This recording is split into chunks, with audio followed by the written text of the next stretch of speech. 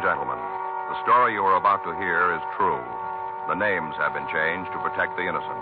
Dragnet.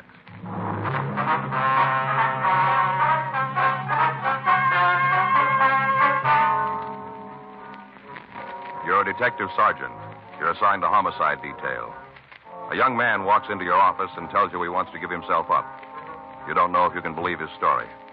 Your job? Check it out.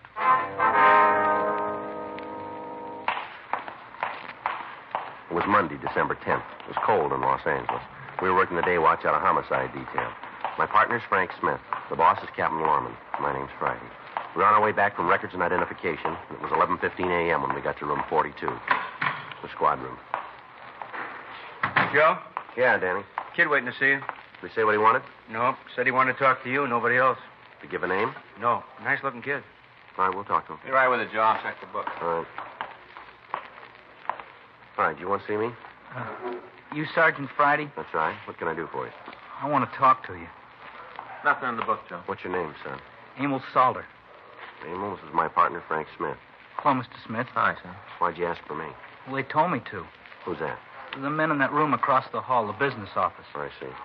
I sure hope you can help me, Sergeant Friday. I'm in trouble. Real bad. All right. So I'll sit down here and you can tell us about it. Go ahead. Well, one thing, you should know I came in to give myself up. Is that right? I didn't mean to do wrong. All right, what'd you do? Killed a man. Emil Charles Salter was 18 years old, 5 feet 7 and a half, 137 pounds. He had light blonde hair and blue eyes. He was wearing a tan windbreaker and tan pants. He looked tired, and he told us that he hadn't eaten in several hours. We sent out for some hot coffee and sandwiches. Frank checked his name and description through R&I, but he found that he had no record in our files. We asked him to tell us the story. Do you know the man you killed? No, I never saw him before. Well, how'd you kill him? Ran him down. In a car? No, a truck. Well, where'd this happen? Coast Highway near Malibu. Just this side. When? Last night. I guess it must have been around 10. It should have been around then because I left town at 8:30. It took about an hour and a half to drive up there. Now, you sure the man was dead? Yeah, I looked at him. It wasn't hard to tell. Did you try to help him at all? No. As soon as I looked at him, I knew there wasn't anything I could do. I just got back in the truck and took off. Where's the truck now? I left it. Just the other side of Malibu. It broke down, so I left it. Mm-hmm. When it stopped, I sat there for a while. Tried to think why I was hung up in something like this. Tried to figure why. Didn't come, so I got out and started to walk. Uh-huh. All the time I was thinking about the man. I could almost see him. Guess it got to me, so I came back, caught a ride, and came back. Mm-hmm. Hey, Joe, here's your food. Oh, thanks, Danny. What do we owe you? Come to $1.60. Wait a minute. You got 15 cents, Frank? Oh, yeah, I guess so. Yeah, here, Danny. Thanks. A couple cartons in there, black. Right, thank you. All right, here, Emil. Help yourself. Thank you. Sure hungry. I haven't had anything to eat since last night. Mm-hmm. You want to tell us about the truck? Yeah. Where'd you get it? I stole it. That's wrong, too, I know. Everything I do seems to be wrong. Where'd you take it from, son? Parking lot near where I used to live. Where's that? A rooming house on 9th Street near Figueroa. Can you show us where the truck is now? I guess so. I don't think anybody could move it. Broke down, like I said. Where you from, Emil? Waukesha, Wisconsin. It's a small city near Milwaukee. Maybe you've heard of it. No, I can't say I have. Got good water. Springs and wells. Real fine. Manufacture things, too. Motors, jacks, lots of things. Mm-hmm. Sure is a nice little place. How come you left there? Lots of reasons. In trouble? Yeah. In a way, nothing serious. It was lots of things. You know, at home. I don't know just how to say it. You ever been arrested? No. Well, not booked or anything. Cops took me in a couple of times. What for? Little things. Like one night we broke in a church. Didn't go in to steal anything. One of the guys just wanted to play the organ. Mm-hmm. Your parents alive? Yeah. When'd you leave home? Last July. I thought about it for a long time. Figured I might have a better chance where nobody knew me. Looks like it didn't make any difference. When did you get here? Last part of July. Sure was different than Waukesha. What do you mean by that? Well, it's so big. Then I didn't know anyone. Pretty lonesome at first. And then I got lucky. Yeah? I got this job. Nothing important. Just washing dishes at this cafe. I get $25 a week in food. Yeah. Got a little money ahead. Bought some clothes. Not real fancy, but they were new and they give me a lift. You know. Sure. Had a nice room, too. Clean, handy to work. Thought I had it made. Then the axe fell. How do you mean? I got sick. Couldn't get out of bed one morning. The landlord called a doctor. He said I had rheumatic fever. Yeah? The doctor called for an ambulance, and they took me to General Hospital. Uh-huh. Things are bad enough when you feel good. I was in the hospital, and I didn't feel like nothing. You remember the doctor's name? No, sir, I don't. How long were you in the hospital? 3 days. They discharged you in 3 days, did they? No, sir, I ran away. Why? Well, the Travelers Aid Society said that they were going to send me back home. I didn't want that, so I ducked out. Mm-hmm. I went back to my room. I got a couple of bucks I had hid and left. Mm-hmm. Didn't have any idea what I was going to do, but I didn't want to be sent back to Wisconsin. That's when you stole the truck, huh? Yeah, looked like a way out of town. Uh-huh. The whole thing doesn't seem like it really happened. You know how when you're half asleep and the radio's on, the things come through, but they're not real clear. Yeah. Like that. I remember riding in the truck after I hit the man, trying to think what I was going to do, how I was alone. Mm-hmm. Story of my life. Seems like I was always alone. Sure was last night. I don't know. I guess I never do anything right, do I? Guess I just don't have the nerve. You did this time. Hmm? You came here, didn't you?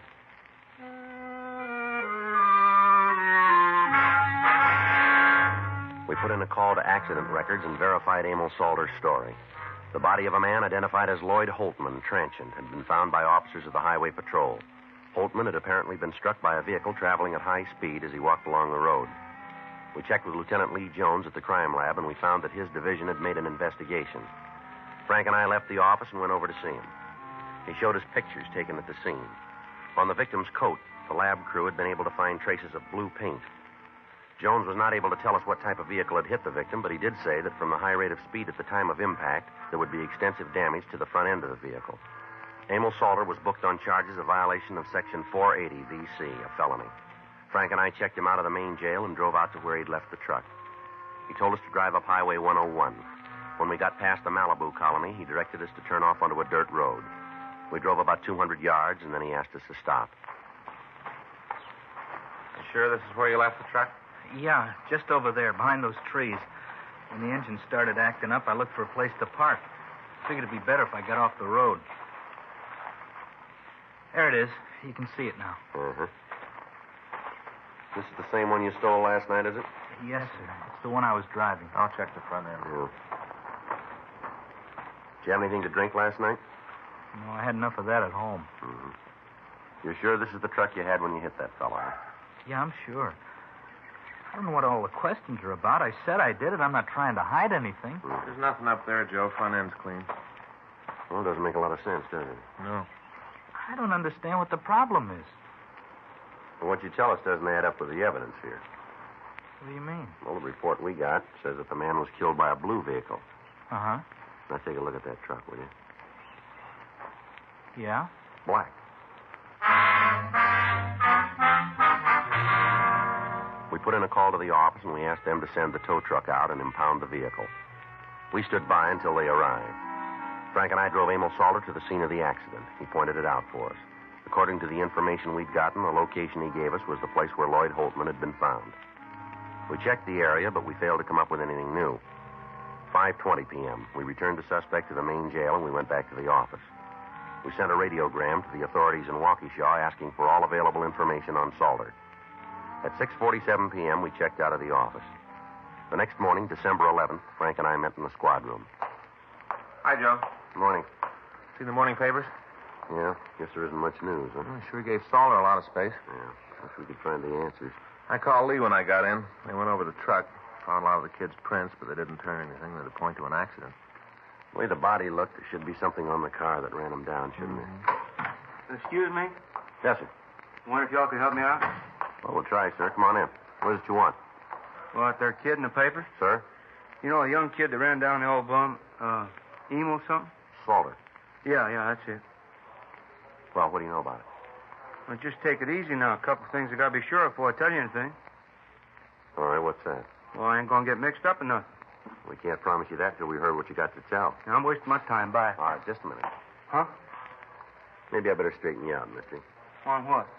Well, this kid's sitting in jail right now. He's got a pretty serious charge against him. I didn't make it. Yes, sir, that might be true, but I better tell you this. If you know anything about a felony that's been committed, and you withhold that information, you're liable for prosecution as an accessory. Do you know that? That's the law? Those are the words. Now, the only thing we're interested in is getting the case off the books. We're not going to give your name to the papers. That's a promise? That's a promise. Okay. I told you it'd be pretty bad for me if any of what I tell you gets back to my family. All right. Now, what's your name? Lawrence States. That's Loren? Yeah. You want to sit down? Oh, yeah, thank you. Now, what do you know about this? That emo kid, he ain't guilty. How's that? He didn't do it. How do you know? Oh, I seen the accident. Seen the whole thing. You want to start at the beginning? Now, you're sure none of this is going to get out? We told you, not from us. Okay. Well, I took a drive Saturday night up the coast. I had dinner. Uh-huh. Now, on the way back, I stopped and parked a while. You know, kind of looked out at the ocean. Yeah. Well, I was just leaving, and I saw this old guy walk along the road, bent stiff, you know. Had a blanket roll on his back, just walking along. You know how to do. Yes, sir. All of a sudden, this car come roaring down the road. Thing must have been doing at least 90. Come roaring around a turn right at this old guy. Mm-hmm. Well, sir, the old guy saw the car coming right at him, kind of turned and started to run. Wasn't any place for him to go. It's where the road's cut right out of the mountain, you know. Yeah, we were there, we know. Well, I guess he figured the driver swing around him or something, so he run over the side of the pavement, trying to get out the way. Mm-hmm. Didn't do no good. That car plowed right into him. Must have knocked him 150 feet. 122. Well, it seemed a lot further than that. Mm-hmm. Did the driver make any attempt to stop after he hit the old man? Yeah, pulled over the side of the road. Didn't get out of the car, though. Uh-huh. Just stayed there a minute, then he drove off. Yes, sir. Well, sir, I was going to go over and see what I could do for the old fella. I really was. And then this truck drove up. Guy stopped and got out. Walked over to the fella. I figured he'd be able to take care of it, so I left. Did you see the driver of the truck? Yes, sir. Saw him good when he walked in front of the headlights. The same fella in the paper, that emo, what's his name? Salter. Yeah, Salter. You're pretty sure it's the same man? Yes, sir. Now, like I told you, I got a good look at him. Mm-hmm. How about the other man? What can you tell us about him? Not much, except he was driving too fast. Well, how about the car? You know what kind it was? I didn't get a good look at that. How about the color? You notice that? Yeah, it was a blue, kind of light color. Can you give us any description of the driver? No, sir. Could you tell us if it was a man or a woman? Oh, it was a man. I noticed that when he slowed down. He kind of leaned out the window and looked back down the road. It was a man, all right. Could you see the color of his hair? Anything at all about him? No, sir, there wasn't any lights up there. You know, it was dark. Mm-hmm. I couldn't see very good. The main reason I know the driver was a man was the lights from the truck kind of picked him up, and that's when he left. Well, all right, Mr. States. We appreciate what you've told us. Glad to help as long as nobody's going to know. Be pretty embarrassing. Well, how's that? Well, so you see, me and the wife, we ain't been getting along too good. Nothing worth talking about. But a fella don't like to be nagged at, you know. Mm-hmm.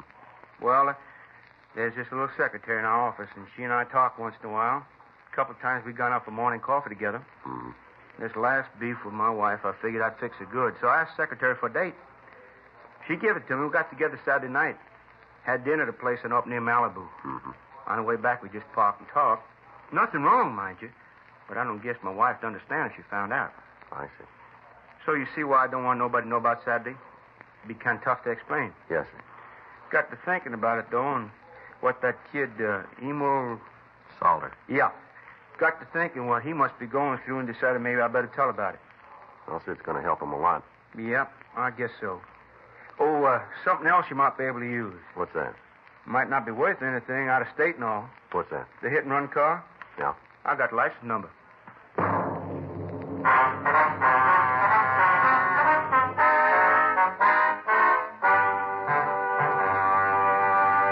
You are listening to Dragnet, the authentic story of your police force in action.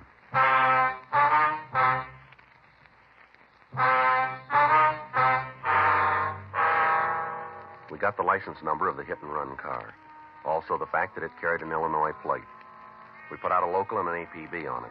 We got in touch with the Department of Motor Vehicles back east, and we obtained the owner's name. According to their records, he had notified them that he was moving to California. They were able to supply us with a North Hollywood address for him. We checked the name through our records section, but we found nothing. At 5:20 p.m., Frank and I drove out to see him. Yes? Charles Bookman, That's right. police officers. We'd like to talk to you. Come on in. Thank you. This is my partner, Frank Smith. My name's Friday. Hello. How do, sir? I was just having dinner. You mind if I tell my wife to go ahead? Well, we can wait if you like. No, I'll be right back. All right. You want to wait just a minute? Mind if we go with you? I'm just going into the dining room. Yes, sir, but we'll still have to be with you. What's this about? You own a 1954 Pontiac, Yeah, light blue. that's right. Something happened to the car? We want you to tell us, if you will. Well, I don't know what this is all about. Seems you ought to be able to tell me. Where is the car? Well, I don't know. You own a car and you don't know where it is? That's right. Has it been stolen? Well, I don't know. For all I know, it could have been. I haven't seen it for a couple of days. Well, who has it, do you know? My brother-in-law. I let him drive it. You don't know where he is. No, if he smashed up the car, he's going to pay for it, though. I'm not going to be responsible. I'm afraid he's done more than that. I don't know. He's a real bum. My wife's kid brother can't hold a job for more than 5 minutes. All the time sponging off me. When'd you let him take the car? Let's see. It was Saturday morning. I told him I wouldn't be using it for a couple of days, said he could have it. Mm-hmm. Look, it's my car you're asking about. I got a right to know. If something's wrong, I ought to notify the insurance company. Yes, sir, we understand. But it'd be better if we talked to your brother-in-law about it first. You want to give us his full name? Casey Stedman. Steadman, is that right? That's right. How about a description? No problem. I think I got a picture around if you want that. Yes, sir, it'd help. I'll get it for you. What were you doing over the weekend? I was home. I'm branch manager for the company I work for. I got an annual report I have to get out. I worked on that. Every night? Yeah. Started it Friday night, finished it up Monday afternoon. That's one reason I let Casey take the car. What? To get him out of the house so I could get some work done. Oh, I see. But all he does is sit around and look at the TV. Starts right with the programs for kids and goes straight through the day. I think there's something wrong with his ears, too. Always got set turned up real loud. And anybody can think when he's watching a show. Yes, sir. I had to get him out of the house. Wife won't even let me say anything to him. She knows how important that work is, too. Sometimes I wonder if it's worth it. Well, I wouldn't know about that, sir. Just once. Just once, I'd like to be able to prove to my wife what a bum he is. Just once, so she really believes it. Well, if he was driving your car Saturday night, we'll let you know. What'll that prove? She'll believe it then. We got a complete description of Casey Stedman along with a picture of the suspect. We went back to the office and got out a supplemental broadcast and an APB on him. A check at R&I failed to turn up any information. We talked with his friends and his known associates. None of them could tell us where he was. None of them had seen him since the accident. Wednesday, December 12th, we got a call from one of the larger garages in the city. Yes, sir, that's right. Mm-hmm. When did he call you? I see. All right, we'll be right over. No, if he does, will you try to stall him till we get there? Right. Thank you. Bye. Garage over on 6th. Yeah. Guy hauled a car in this morning, front end all smashed up. Started to work on it, and he thought he'd better call us. Blue Pontiac? That's right, stains on the fender. Yeah. Mechanic thinks they're blood. Frank and I left the office, and we drove over to the garage. We talked to the owner. He told us that he'd gotten a call to bring a tow truck to the corner of Main and Crocker Streets. When he got there, he met a man who asked him to tow a car to the garage and to do some repair work on the right front fender. We showed him Stedman's picture. He gave us a positive identification. We checked the car over. It was a 1954 blue Pontiac sedan. The license number was the same one that we'd gotten previously. The garage owner went on to tell us that the suspect wanted the car on Thursday night and that it was important that the repairs be made by that time. We asked that we be notified in the event the suspect made an appearance before then. We called the crime lab and we asked them to come down and go over the car. Frank and I went back to the office and we met with Captain Lorman. We told him what we'd found. He told us to be at the garage the first thing Thursday morning in the event Stedman made an early appearance. Frank and I got there at 7:30 a.m. At 4:30 in the afternoon, the suspect still hadn't shown. 4:45, 4:50 p.m. Maybe he figures something's wrong. Doesn't seem likely. No way for him to find out. Think his sister tipped him? No. Bookman said he wouldn't say anything to her about it. Uh-huh. Met him, Frank. Yeah. We got a live one. Well, let's take it. Stedman, Yeah? I'd like to talk to you. Why? Do I know you? Police officers. You on that blue Pontiac over there? Grab him, Joe. All right, mister. Take it easy. Go!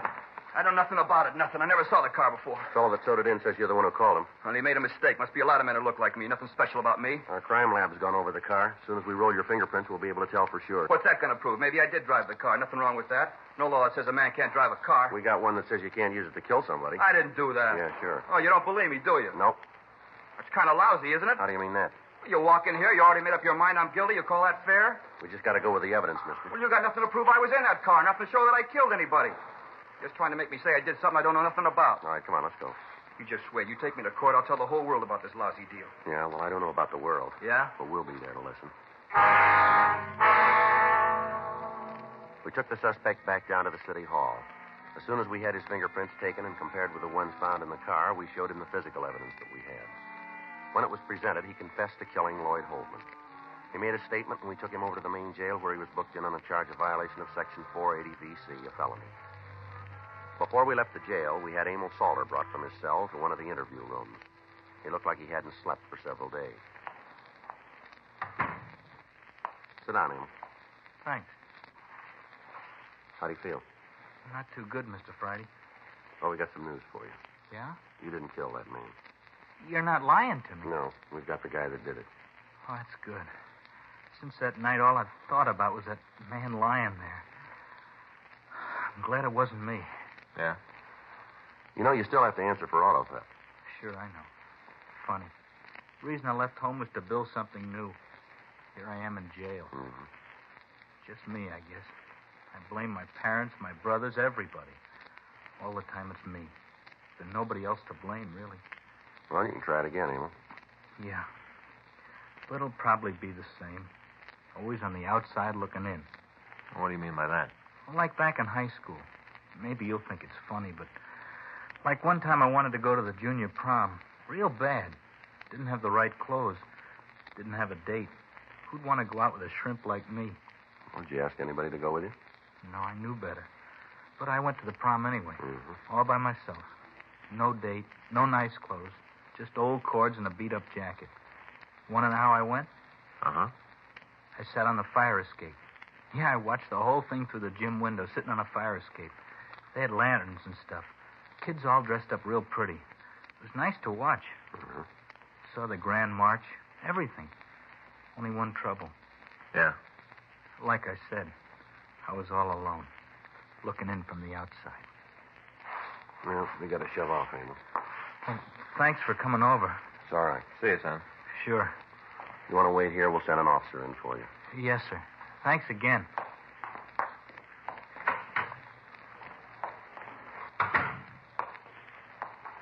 Kind of nice kid, don't you think? Yeah, guess he is.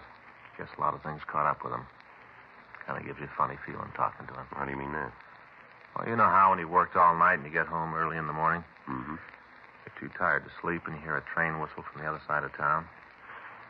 Listening to that kid, I got the same sort of feeling. Mm-hmm. I don't think he's a bad kid, not really. You think I'm wrong, Joe? Well, I guess if you are, it makes two of us. Yeah? That whistle you're talking about? Uh-huh. I hear it every once in a while myself. The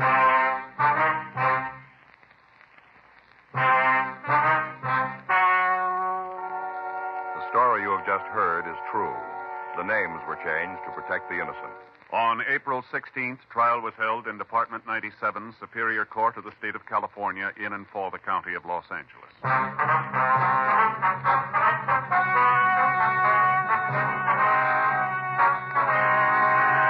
Casey Harrison Stedman was tried and convicted of violation of Section 480 of the Vehicle Code law. Violation of Section 480 V.C. is punishable by imprisonment in the state penitentiary for a period of from 1 to 5 years. Emil Donald Salter pled guilty to one count of grand theft auto. In the interests of justice, he was placed on probation for a period of 3 years.